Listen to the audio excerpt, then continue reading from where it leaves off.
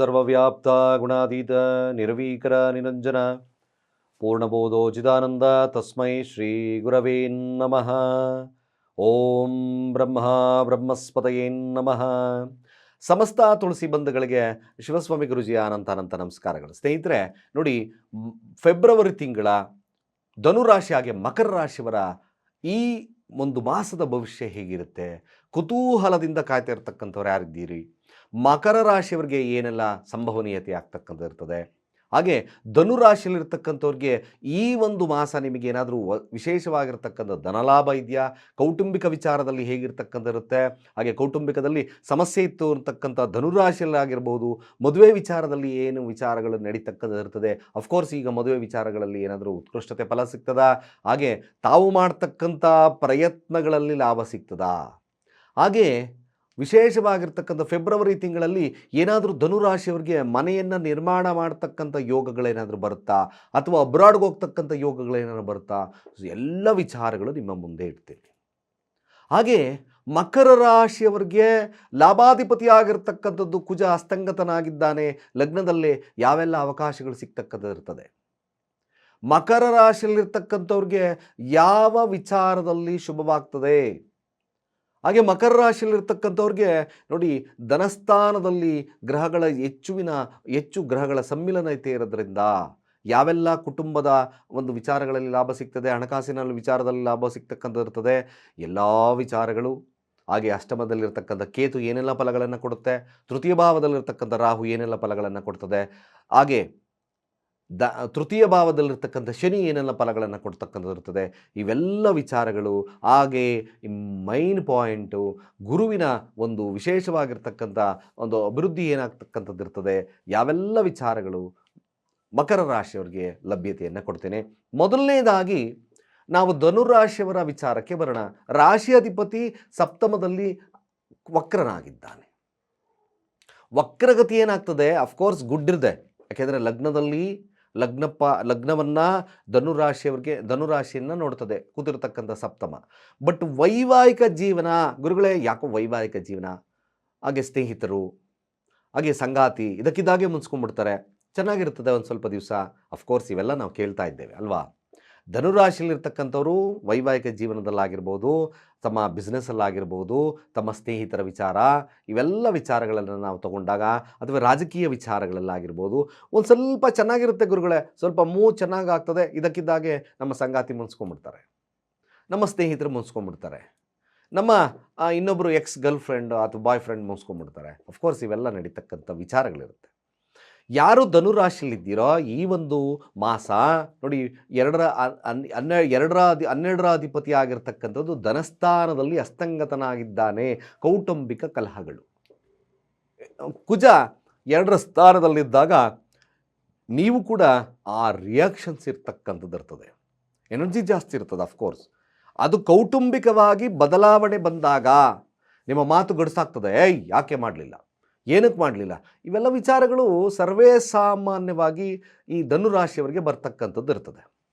ಇನ್ನು ವ್ಯಾಪಾರದಲ್ಲೂ ಅಷ್ಟೇ, ವ್ಯಾಪಾರದಲ್ಲಿ ಸ್ವಲ್ಪ ಉತ್ಕೃಷ್ಟವಾಗಿ ಚೆನ್ನಾಗಾಗ್ತಿತ್ತು, ಸ್ವಲ್ಪ ಡಲ್ ಆಗ್ತದೆ. ಅಫ್ಕೋರ್ಸ್ ಒಂದು ಮೀಡಿಯಮ್ ಆಗಿರ್ತಕ್ಕಂಥ ಒಂದು ಬಿಸ್ನೆಸ್ ಲೈನ್ ಇರ್ತಕ್ಕಂಥದ್ದು ಧನುರಾಶಿಯವರಿಗೆ ಲಭ್ಯತೆ ಆಗುತ್ತೆ. ಬಟ್ ವಿಚಾರ ಏನಪ್ಪ ನೋಡಿ, 11ರ ಅಧಿಪತಿ ಆಗಿರ್ತಕ್ಕಂಥದ್ದು ಸಹಿತವಾಗಿ ತೃತೀಯ ಭಾವಕ್ಕೆ ಹೋಗ್ತದೆ, ದಶಮಾಧಿಪತಿ ತೃತೀಯ ಭಾವಕ್ಕೆ ಹೋಗ್ತದೆ. ರಾಹು ಪ್ಲೇಸ್ಡ್ ಇನ್ ತೃತೀಯ ಭಾವ, ಅಂದರೆ 3ರ ಸ್ಥಾನದಲ್ಲಿ ರಾಹು ಸ್ಥಿತವಾಗಿದ್ದಾನೆ. ಧನಸ್ಥಾನದಲ್ಲಿ ಸೂರ್ಯನಿದ್ದಾನೆ, ಯಾರು 9ರ ಅಧಿಪತಿ ಧನಸ್ಥಾನದಲ್ಲಿದ್ದಾನೆ.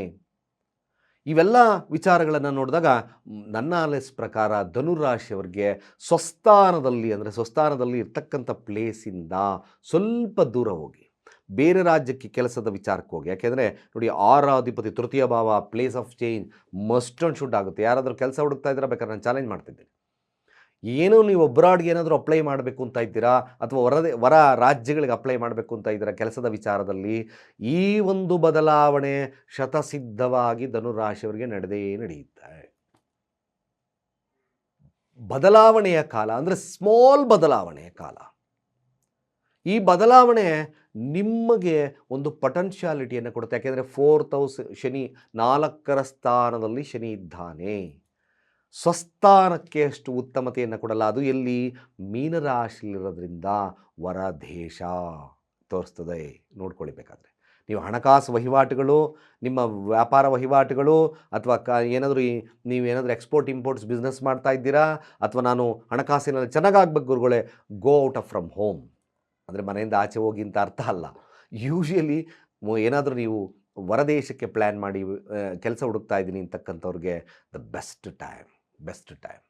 ಬಟ್ ಒನ್ ಥಿಂಗ್, ಯಾರಾದರೂ ಇಲ್ಲಿ ಕೆಲಸ ಹುಡುಕ್ತಾ ಇದ್ದೀನಿ ಗುರುಗಳೇ, there is no use, apply no reply, ಈ ಥರ ಆಗ್ತಿದೆ ಅಂದರೆ ಖಂಡಿತವಾಗಿ ಒಂದು ಕೆಲಸವನ್ನು ಮಾಡ್ತಕ್ಕಂಥದ್ದು ಮಾಡಿ. ಯಾರು ಧನುರಾಶಿಯವರು ಕೆಲಸದಲ್ಲಿ ಸಮಸ್ಯೆ ಆಗ್ತಿದೆಯೋ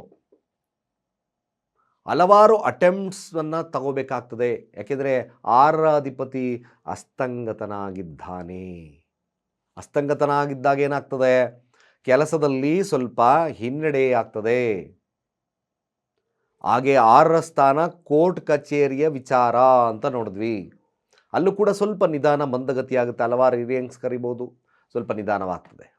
ಅಫ್ಕೋರ್ಸ್ ಧನುರಾಶಿಯವರು ಕೆಲಸದ ವಿಚಾರಕ್ಕೆ ನೋಡಿದಾಗ ತೃತೀಯ ಭಾವಕ್ಕೆ ಶುಕ್ರ ಕೂಡ ಎಂಟ್ರಿ ಆಗ್ತಾನೆ. ತೃತೀಯ ಭಾವ ಅಸ್ತಂಗತನಾಗಿ ಕುಂಭರಾಶಿಗೆ ಪ್ರವೇಶವನ್ನು ಮಾಡಿದಾಗ ಅಲ್ಲಿ ನೀವು ಕೆಲಸಕ್ಕೆ ಹಲವಾರು ಪ್ರಯತ್ನವನ್ನು ನಡೆಸಿದಾಗ ಸ್ವಲ್ಪ ಮಟ್ಟಿಗೆ ಶುಭ ಫಲ ಪ್ರಾಪ್ತಿ ಆಗ್ತದೆ. ರಾಹು ಉಪಚಯ ಸ್ಥಾನದಲ್ಲಿದ್ದಾನೆ. ನಿಮ್ಮ ಪ್ರಯತ್ನಕ್ಕೆ ತಕ್ಕ ಪ್ರತಿಫಲ ಕೊಡ್ತಕ್ಕಂಥ ಸಾಧ್ಯತೆಗಳು ಬರುತ್ತೆ. ಅಫ್ಕೋರ್ಸ್ 10ರ ಅಧಿಪತಿ ಕೂಡ ತೃತೀಯ ಭಾವಕ್ಕೆ ಎಂಟ್ರಿ ಆಗಿರೋದ್ರಿಂದ ಧನುರಾಶಿಗೆ, ಅಂದರೆ ಕುಂಭರಾಶಿಗೆ ಬುಧ ಪ್ರವೇಶವನ್ನು ಮಾಡೋದ್ರಿಂದ ಇವೆಲ್ಲ ಗ್ರಹಗಳ ಸಮ್ಮಿಲನತೆ ಇದ್ದಾಗ ಕೆಲಸದಲ್ಲಿ ಉತ್ಕೃಷ್ಟವಾಗಿರ್ತಕ್ಕಂಥ ಫಲ ಸಿಗುತ್ತೆ. ಅದಕ್ಕೆ ನಾನು ಹೇಳ್ತಾ ಇದ್ದೀನಿ, ಏನಾದರೂ ನೀವು ಅಬ್ರಾಡ್ಗೆ ಹೋಗಬೇಕು ಅಂತ ಅಂದ್ಕೊಂಡಿದ್ದೀರಾ, ಯಾರು ಧನುರಾಶಿಯಲ್ಲಿರ್ತಕ್ಕಂಥವ್ರು, ಅಫ್ಕೋರ್ಸ್ ಮ್ಯಾಕ್ಸಿಮಮ್ ಗುಡ್ ಟೈಮ್, ಖಂಡಿತವಾಗಿ ಗುಡ್ ಟೈಮ್ ಆಗುತ್ತೆ. ಅದರಲ್ಲೂ ಧನುರಾಶಿಯಲ್ಲಿ ಇನ್ನೊಂದು ವಿಶೇಷತೆ ನೋಡಿದಾಗ ಇಲ್ಲೂ ಕೂಡ ಕೆಲವೊಂದು ಸ್ಥಳ ಬದಲಾವಣೆಗಳಾಗ್ತಕ್ಕಂಥದ್ದು ಧನುರಾಶಿಯವರಿಗೆ ಲಭ್ಯತೆ ಇದೆ. ಯಾಕೆಂದರೆ 4th ಹೌಸ್ 4ರ ಸ್ಥಾನ ಶನಿ ಏನು ಮಾಡುತ್ತೆ? ಸ್ವಲ್ಪ ಮಟ್ಟಿಗೆ ಸ್ಥಳ ಬದಲಾವಣೆಯನ್ನು ತಂದುಕೊಟ್ಬಿಡುತ್ತೆ. ಸ್ವಸ್ಥಾನದಿಂದ ಬೇರೆ ಕಡೆ ಹೋಗ್ತಕ್ಕಂಥ ಸನ್ನಿವೇಶ ನಿರ್ಮಾಣವಾಗ್ತದೆ. ಮೋಸ್ಟ್ ಆಫ್ ಥಿಂಗ್ ಧನುರಾಶಿ ವಿದ್ಯಾರ್ಥಿಗಳು ಶ್ರದ್ಧೆ ವಹಿಸಿ ತಾವು ತಮ್ಮ ವಿದ್ಯಾಭ್ಯಾಸದಲ್ಲಿ ತಲ್ಲೀನತೆ ಅವಶ್ಯಕ. ಇದು ಬಹಳ ಮುಖ್ಯ. ತುಂಬ ಸೋಂಬೇರಿತನ ಕಾಡುತ್ತೆ. ಹೇಳ್ಬೇಕು ಏನು, ನಾನು ಅಲಾರಾಮ್ ಇಟ್ಕೊಂಡಿದ್ದೀನಿ 4 ಗಂಟೆಗೆ ಹೇಳ್ಬೇಕು, ಖಂಡಿತ ಎದ್ದೇಳೋದಿಲ್ಲ. ಬೇಕಾದ್ರೆ ನೋಡಿ, ಟೆಸ್ಟ್ ಮಾಡಿ. 100% ನೀವು ಎದ್ದೇಳೋದೇ 5 ಗಂಟೆ 5:30 ಈ ಥರ ಹೇಳ್ತೀರ. ಅಯ್ಯೋ ನಾನು 4 ಗಂಟೆಗೆ ಅಲಾರಾಮ್ ಇಟ್ಕೊಂಡಿದ್ದೆ, ನಿದ್ದೆ ಚೆನ್ನಾಗಿ ಬಂದ್ಬಿಡ್ತು. ಲೇಸಿನೆಸ್ ಜಾಸ್ತಿ ಆಗುತ್ತೆ. ವಿದ್ಯಾಭ್ಯಾಸದಲ್ಲಿ ಸ್ವಲ್ಪ ಹಿನ್ನಡೆ ಆಗ್ತದೆ. More effort than success rate, ಇಲ್ಲಾಂದರೆ ಕಷ್ಟ. ವಿದ್ಯಾಭ್ಯಾಸದಲ್ಲಿ ಹಿನ್ನಡೆ. 4ರ ಸ್ಥಾನ ಶನಿ ಇದ್ದಾನೆ, ಮಾರ್ಕ್ಸ್ ಎಲ್ಲ ಕಡಿಮೆ ಆಗ್ತದೆ. ಎಫರ್ಟ್ ಹಾಕಬೇಕಾಗುತ್ತೆ. ಯಾಕಂದರೆ ಚತುರ್ಥ ಭಾವ ಶನಿ ಇದ್ದಾಗ ಆಗಿದ್ರೆ ತೊಂದರೆ ಆಗುತ್ತಾ ಗುರುಗಳೇ? ನೆವರ್. ನಿದ್ದೆ ಜಾಸ್ತಿ ಬರ್ತದೆ. ಸ್ವಲ್ಪ ಸುಖ ಅಂದರೆ ಲೇಸಿನೆಸ್ ಜಾಸ್ತಿ ಆಗ್ತಕ್ಕಂಥದ್ದು ಇರ್ತದೆ. ನೀವು ಓದಬೇಕು ಅಂತ ಕೂತ್ಕೊಳ್ಳೋಕ್ಕಾಗೋದಿಲ್ಲ. Because Shani is 4th house, 4ರ ಸ್ಥಾನದಲ್ಲಿದ್ದಾಗ ಸ್ವಲ್ಪ ಏನಾಗ್ತದೆ, ಶನಿಯ ತತ್ವವನ್ನು ನೋಡಿದಾಗ ನೋಡಿ, ಸ್ವಲ್ಪ ಏರಿ ಮೋಡ್ ಆಗ್ತಕ್ಕಂಥ ಸನ್ನಿವೇಶಗಳು ಬರ್ತದೆ. ಮನಸ್ಥಿತಿ ಸದೃಢತೆಯನ್ನು ಕೊಡೋದಿಲ್ಲ. ಹಾಗಾಗಿ ಎಫರ್ಟ್ ಹಾಕಬೇಕಾಗ್ತದೆ. ಯಾರ್ಯಾರು ಧನುರಾಶಿಯಲ್ಲಿರ್ತಕ್ಕಂಥವರು ಶಿವನ ಮಂತ್ರಗಳು ವಿದ್ಯಾರ್ಥಿಗಳು, ಓಂ ನಮಃ ಶಿವಾಯ, ಶಿವಾಯ ಓಂ, ಓಂ ನಮಃ ಶಿವಾಯ, ಶಿವಾಯ ಓಂ ಮಂತ್ರವನ್ನು ಪಠಿಸಿ. ಖಂಡಿತವಾಗಿ ನಿಮಗೆ ನಿಮ್ಮ ಶ್ರದ್ಧೆ ಜಾಸ್ತಿ ಆಗ್ತದೆ. ಸಾಧ್ಯವಾದಷ್ಟು ಕೂಡ ಪೋಷಕರಾಗಿರ್ತಕ್ಕಂಥವ್ರು, ಮಕ್ಕಳು ಈಗ ಎಕ್ಸಾಮ್ ನಡೀತಾ ಇದೆ ಅಂದರೆ ಅವರ ಅಂಗಾಲಿಗೆ ಸ್ವಲ್ಪ ಕೊಬ್ಬರಿ ಎಣ್ಣೆ ಚೆನ್ನಾಗಿ ತಿಕ್ತಕ್ಕಂಥ ಕೆಲಸವನ್ನು ಮಾಡಿ. ಸ್ವಲ್ಪ ಹಾಲಿಗೆ ಅರಿಶಿಣವನ್ನು ಹಾಕಿ ಕೊಡ್ತಕ್ಕಂಥದ್ದು ಭಾಳ ಮುಖ್ಯ ಆಗ್ತದೆ. ಸ್ವಲ್ಪ ಎಜುಕೇಷನ್ ಇಂಪ್ರೂವ್ಮೆಂಟ್ ಆಗ್ತಕ್ಕಂಥದ್ದು ಇರ್ತದೆ. ಯಾವಾಗಲೂ ತಾವು ವಿದ್ಯಾರ್ಥಿಗಳಾಗಿದ್ದರೆ ಎಕ್ಸಾಮ್ ಬರೆಯೋಕ್ಕೆ ಹೋಗ್ತಿದ್ದೀರಿ ಅಂದರೆ ಸಾಧ್ಯವಾದಷ್ಟು ಹಳದಿ ಪೆನ್ನನ್ನು ಜಾಸ್ತಿ ಯೂಸ್ ಮಾಡಿ. ಇದು ಯೂಶ್ವಲಿ ನಿಮಗೆ ಒಂದು ಸ್ವಲ್ಪ ಮಟ್ಟಿಗೆ, ನಿಮಗೇನು ಹಳದಿ ಪೆನ್ ತಗೊಂಡೋಗ್ದಕ್ಕೆ ಟಕ ಬರಿತೀನಿ ಗುರುಗಳೇ, ಇಟ್ಸ್ ಎನ್ ಕಲರ್ ಥೆರಪಿ. ಸ್ವಲ್ಪ ಮಟ್ಟಿಗೆ ವಿದ್ಯಾರ್ಥಿಗಳಿಗೆ ಸ್ವಲ್ಪ ಜ್ಞಾನ ಕೇಂದ್ರೀಕೃತವಾಗ್ತಕ್ಕಂಥದ್ದು ಇರ್ತದೆ. ಯಾರ್ಯಾರು ಧನುರಾಶಿಯಲ್ಲಿದ್ದೀರೋ ಖಂಡಿತವಾಗಿ ಈ ಸರಳವಾಗಿರ್ತಕ್ಕಂಥ ವಿಧಾನವನ್ನು ಅನುಸರಣೆಯನ್ನು ಮಾಡಿಕೊಳ್ಳಿ. ತೃತೀಯ ಭಾವದಲ್ಲಿರ್ತಕ್ಕಂಥದ್ದು ಆ್ಯಕ್ಟಿವ್ ಜಾಸ್ತಿ ಆಗಬೇಕಾಗ್ತದೆ. ಆಕ್ಟಿವ್ ಆಗದಷ್ಟು ಕೂಡ ನಿಮಗೆ ಶುಭ ಫಲ ಪ್ರಾಪ್ತಿ ಆಗ್ತಕ್ಕಂಥದ್ದು. ನೋಡಿ, ಸಪ್ತಮದಲ್ಲಿರ್ತಕ್ಕಂಥ ಗುರು ನಿಮ್ಮ ಈ ಗ್ರಹಗಳ ವೀಕ್ಷಣೆಯನ್ನು ಮಾಡುತ್ತೆ. ತೃತೀಯ ಭಾಗದ ಗ್ರಹಗಳನ್ನು ವೀಕ್ಷಣೆಯನ್ನು ಮಾಡ್ತದೆ. ಅಲ್ಲಿ ಏನಾಗ್ತದೆ, ಸ್ವಲ್ಪ ಆ್ಯಕ್ಟಿವ್ ಜಾಸ್ತಿ ಆಗ್ತದೆ. ಆ್ಯಕ್ಟಿವ್ ಆದಾಗ ನೀವೆಷ್ಟು ಆ್ಯಕ್ಟಿವ್ ಆಗ್ತಿರೋ ಅಷ್ಟು ಬ್ಯೂಟಿಫುಲ್ ಆಗ್ತದೆ. ಯಾರ್ಯಾರು ಈ ಕ್ರಿಯೇಟಿವ್ ಫೀಲ್ಡಲ್ಲಿ, ಮೀಡಿಯಾ ಫೀಲ್ಡಲ್ಲಿ ಇರ್ತಕ್ಕಂಥವ್ರು ಇದ್ದೀರೋ ಸ್ವಲ್ಪ ಶ್ರಮವಾಗ್ತದೆ. ಯಾರ್ಯಾರು ಧನುರಾಶಿ ಮೀಡಿಯಾ ಫೀಲ್ಡಲ್ಲಿರ್ತಕ್ಕಂಥವ್ರು ಇದ್ದೀರೋ ಸ್ವಲ್ಪ ಶ್ರಮದಾಯಕವಾಗಿರ್ತಕ್ಕಂಥ ಕೆಲಸ, ವರ್ಕ್ಲೋಡ್ ಜಾಸ್ತಿ ಆಗ್ತದೆ. ಯಾಕಪ್ಪ ಏನೋ ತುಂಬ ಓಡಾಟಗಳಾಯಿತು, ತಿರುಗಾಟಗಳಾಯಿತು, ಸಾಕಾಯಿತು ಅಂತಕ್ಕಂಥ ಮನೋಭಾವತೆ ಬರ್ತದೆ. ಬಟ್ ಅಫ್ಕೋರ್ಸ್ ಈ ಒಂದು ಮಾಸ ಈ ಒಂದು ಕ್ರಿಯೇಟಿವ್ ಫೀಲ್ಡಲ್ಲಿರ್ತಕ್ಕಂಥವ್ರಿಗೆ ಸ್ವಲ್ಪ ಚೂರು ಮೈನೋವು ಜಾಸ್ತಿ. ಏನಪ್ಪ ಅಂದರೆ ಸ್ವಲ್ಪ ಶ್ರಮದಾಯಕ ಜಾಸ್ತಿ ಆಗ್ತಕ್ಕಂಥರ್ತದೆ. ಹಾಗೆ ಎಲ್ಲ ವಿಚಾರಗಳನ್ನು ನಾವು ತಗೊಂಡಾಗ ಮದುವೆ ಮಾತುಕತೆ ವಿಚಾರದಲ್ಲಿ ಸ್ವಲ್ಪ ನಿಮಗೆ ಓಕೆ, ಒಂದಷ್ಟು ಶುಭ ಫಲ ಪ್ರಾಪ್ತಿ ಆಗ್ತಕ್ಕಂಥದ್ದು. ಸಂಗಾತಿಯ ವಚ್ಚೆ ಅಂದರೆ ಅರ್ಥಾತ್ ನೀವು ಮದುವೆ ವಿಚಾರ ಕಂಕಣ ಭಾಗ್ಯತೆ ನಾವು ನೋಡ್ಕೋಬೇಕು ಅಂದರೆ ಸ್ವಲ್ಪ ಮಟ್ಟಿಗೆ ಶುಭ ಫಲ ಪ್ರಾಪ್ತಿ ಆಗ್ತಕ್ಕಂಥದ್ದು ಸಾಧ್ಯತೆ ಇರುತ್ತೆ. ಮಾತುಕತೆಗಳಲ್ಲಿ ಸ್ವಲ್ಪ ವಿಳಂಬವಾದರೂ ಕೂಡ ಜಯವನ್ನು ಸಾಧಿಸ್ತಕ್ಕಂಥದ್ದು ಇರ್ತದೆ. ಧನುರಾಶಿಯಲ್ಲಿರ್ತಕ್ಕಂಥವರು 9ರ ಸ್ಥಾನದಲ್ಲಿ ಕೇತುವಿರೋದ್ರಿಂದ ಸಾಧ್ಯವಾದಷ್ಟು ನೀವು ಮಾಡ್ತಕ್ಕಂಥ ಕಾರ್ಯ ಏನು, ಗಣಪತಿಯನ್ನು ಆರಾಧನೆಯನ್ನು ಮಾಡ್ಕೊಳ್ಳಿ. ಅಡೆತಡೆ ನಿವಾರಣೆ ಆಗ್ತದೆ. ಅಡೆತಡೆ ಅಂದರೆ ನೀವು ಬರ್ತಕ್ಕಂಥ ಅವಕಾಶಗಳು ವಂಚಿತವಾಗಬಾರ್ದು ಅಂದರೆ ಗಣಪತಿಗೆ ಪ್ರಾರ್ಥನೆ. ಈ ತಿಂಗಳು ಸಾಧ್ಯವಾದಷ್ಟು ನೀವು ಮಾಡ್ತಕ್ಕಂಥ ಕೆಲಸ, ಗರಿಕೆಯನ್ನು ತಗೊಂಡೋಗಿ ಗಣಪತಿಗೆ 21 ಗರಿಕೆಯನ್ನು ಇಡ್ತಾ ಓಂ ಗಂ ಗಣಪತಯೇ ನಮಃ, ಓಂ ಗಂ ಗಣಪತಯೇ ನಮಃ ಮಂತ್ರವನ್ನು ಹೇಳಿ ಅಡೆತಡೆ ನಿವಾರಣೆ ಆಗ್ತದೆ. ನಿಮ್ಮ ಕೆಲಸ ಕಾರ್ಯಗಳು ಸುಸೂತ್ರವಾಗ್ತಕ್ಕಂಥದ್ದು ಬರ್ತದೆ. ಸಾಧ್ಯವಾದಷ್ಟು ಗಣಪತಿ ದೇವಸ್ಥಾನವನ್ನು ಆಗಿಂದಾಗೆ ಭೇಟಿ ಮಾಡಿ. 9 ವರ್ಷದ ಒಳಗಿನ ಮಕ್ಕಳಿಗೆ ಬಾಳೆಹಣ್ಣನ್ನು ಪ್ರೊವೈಡ್ ಮಾಡಿ. ಯಾರು ಧನುರಾಶಿಯಲ್ಲಿದ್ದೀರೋ ಸಾಧ್ಯವಾದಷ್ಟು ನಿಮ್ಮ ಕಾರ್ಯಗಳು ಶುಭವನ್ನು ಕೊಡಲಿ ಅಂತಕ್ಕಂಥದ್ದನ್ನು ನೋಡಬೇಕಾದ್ರೆ ನೀವು ಮಾಡ್ತಕ್ಕಂಥ ಏಕೈಕ ಕೆಲಸ ಸಾಧ್ಯವಾದರೆ ಸ್ವಲ್ಪ ಕೆಂಪು ಸಾಧ್ಯವಾದಷ್ಟು ಕೂಡ ನೀವು ಹಳದಿ ನಿಮಗೂ ಕೂಡ ಹಳದಿ ದಾರವನ್ನು ತಗೊಂಡೋಗಿ, ಹಳದಿ ದಾರ ಗುರುರಾಯರ ದೇವಸ್ಥಾನ, ಗುರುತತ್ವ ಇರತಕ್ಕಂಥ ದೇವಸ್ಥಾನಗಳಿಗೆ ಹೋಗಿ ಅಲ್ಲಿ ಪೂಜೆ ಆದ ನಂತರ 5 ಸುತ್ತುಗಳನ್ನು ಕಟ್ಕೋಬೇಕು. ಧನುರಾಶಿಯಲ್ಲಿರ್ತಕ್ಕಂಥವ್ರು 5 ಸುತ್ತುಗಳನ್ನು ಕಟ್ಟಿಕೊಳ್ಳಿ. ಯಾಕೆ? ಯೂಶಲಿ ಇದೇನು ಮಾಡುತ್ತೆ, ಸ್ವಲ್ಪ ಮಟ್ಟಿಗೆ ಗುರುವಿನ ಆಶೀರ್ವಾದ ಸಿಗ್ತಕ್ಕಂಥದ್ದು ಇರ್ತದೆ, ಶುಭವಾಗ್ತಕ್ಕಂಥದ್ದು ಇರ್ತದೆ ಕೂಡ. ಸಾಧ್ಯವಾದಷ್ಟು ಕೂಡ ನೀವು ಗಣಪತಿಯ ಮಂತ್ರವನ್ನು ಹೇಳ್ತಕ್ಕಂಥದ್ದು ಈ ಮಾಸ ನಿಮಗೆ ಶುಭ ಫಲ ಪ್ರಾಪ್ತಿ ಕೊಡುತ್ತೆ. ಅದೇ ರೀತಿಯಾಗಿ ಮಕರ ರಾಶಿಯವರ ಈ ಒಂದು ಮಾಸದ ಭವಿಷ್ಯ ಹೇಗಿರ್ತದೆ, ಹೇಗೆ ಫಲಗಳನ್ನು ಕೊಡ್ತದೆ ಮಕರ ರಾಶಿಯವರಿಗೆ ನೋಡಿ. ಮಕರ ರಾಶಿಯಲ್ಲಿ ಕುಜ ಉಚ್ಚನಾಗಿದ್ದಾನೆ, ಅಸ್ತಂಗತನಾಗಿದ್ದಾನೆ ಅಷ್ಟೇ. ಲಾಭಾಧಿಪತಿಯಾಗಿರ್ತಕ್ಕಂಥದ್ದು ಕುಜ ಅಲ್ವಾ. ಹಾಗೆ ಚತುರ್ಥಾಧಿಪತಿಯಾಗಿರ್ತಕ್ಕಂಥದ್ದು ಕುಜ ಲಗ್ನದಲ್ಲಿ ಇರೋದ್ರಿಂದ, ಉಚ್ಚನಾಗಿರೋದ್ರಿಂದ ಸ್ವಲ್ಪ ಮಟ್ಟಿಗೆ ಓವರ್ ಕಾನ್ಫಿಡೆಂಟನ್ನು ತಪ್ಪಿಸ್ಬೇಕಷ್ಟೇ ನೀವು ಮಾಡಬೇಕಾಗಿರೋದು. ತೃತೀಯಾತ್ ಭಾವದಲ್ಲಿ ಇರ್ತಕ್ಕಂಥದ್ದು ಶನಿ ಇದ್ದಾನೆ. ಧನಸ್ಥಾನದಲ್ಲಿ ಶುಕ್ರ ಬುಧ ಸ್ಥಿತರಿರ್ತಕ್ಕಂಥದ್ದಿದೆ. ತದನಂತರ 13ನೇ ತಾರೀಕು ಆದ ನಂತರ ಗ್ರಹಣ ಕಾಲಕ್ಕೆ ಸೂರ್ಯ ಪ್ರವೇಶವನ್ನು ತಗೊಳ್ತಾ ಇರ್ತಕ್ಕಂಥದ್ದು ಇರುತ್ತೆ. 17ನೇ ತಾರೀಕು ಗ್ರಹಣವಾದ ನಂತರ ನೋಡಿ, ಗ್ರಹಣವಾದ ನಂತರದ ಒಂದು ಭವಿಷ್ಯವಾದರೆ ಮಕರ ರಾಶಿಯವರಿಗೆ ಗ್ರಹಣದ ಹಿಂದಿನ ಒಂದು ಭವಿಷ್ಯ ಇರ್ತದೆ. ಸೂರ್ಯ ಲಗ್ನಸ್ಥಾನದಲ್ಲಿದ್ದಾನೆ, ಅತೀ ಕೋಪ, ಏನೇ ಓವರ್ ಕಾನ್ಫಿಡೆನ್ಸ್ ಜಾಸ್ತಿ. ಈ ಓವರ್ ಕಾನ್ಫಿಡೆಂಟನ್ನು ಬಿಡಬೇಕಾಗ್ತದೆ. ಯಾವಾಗ ನಿಮ್ಮ ಕೆಲಸ ಸ್ವಲ್ಪ ಡಿಫಿಕಲ್ಟೀಸ್ ಇದ್ರೂ ನಾನು ಮಾಡೇ ಮಾಡ್ತೀನಿ ಅಂತಕ್ಕಂಥ ಮನೋಭಾವತೆಯನ್ನು ಇಟ್ಕೊಂಡ್ರೆ ಅಫ್ಕೋರ್ಸ್ ಸ್ವಲ್ಪ ಮಟ್ಟಿಗೆ ಸುಧಾರಿಸ್ತಕ್ಕಂಥದ್ದು ಇರ್ತದೆ. 6ರ ಸ್ಥಾನದಲ್ಲಿ ಸ್ಥಿತವಾಗಿರ್ತಕ್ಕಂಥದ್ದು ಗುರು ಹಿನ್ನಡೆ. ಸ್ವಲ್ಪ ಈ ಕಾನ್ಫಿಡೆಂಟಿಂದ ಏನಾಗುತ್ತೆ, ಓವರ್ ಕಾನ್ಫಿಡೆಂಟಿಂದ ಸ್ವಲ್ಪ ಹಿನ್ನಡೆ ಆಗ್ತದೆ. ಹಣಕಾಸು ವಹಿವಾಟುಗಳು ಸ್ವಲ್ಪ ಮಟ್ಟಿಗೆ ಅಷ್ಟು ಉತ್ತಮತೆ ಇಲ್ಲದಿದ್ದರೂ ಒಂದು ಸಾಧಾರಣ ಫಲಗಳನ್ನು ಕೊಡುತ್ತೆ. ಎಕ್ಸ್ಪೆಷಲಿ ನೋಡಿ, ಮಕರ ರಾಶಿಯಲ್ಲಿರ್ತಕ್ಕಂಥವ್ರು ಲಗ್ನಾಧಿಪತಿ ಆಗಿರ್ತಕ್ಕಂಥದ್ದು ತೃತೀಯ ಭಾವದಲ್ಲಿದ್ದಾನೆ. ತೃತೀಯ ಭಾವ ಏನು ಹೇಳುತ್ತೆ? ತೃತೀಯ ಭಾವ ಎಫರ್ಟ್ ಅಂದರೆ ಕಷ್ಟದ ಸಮಯ.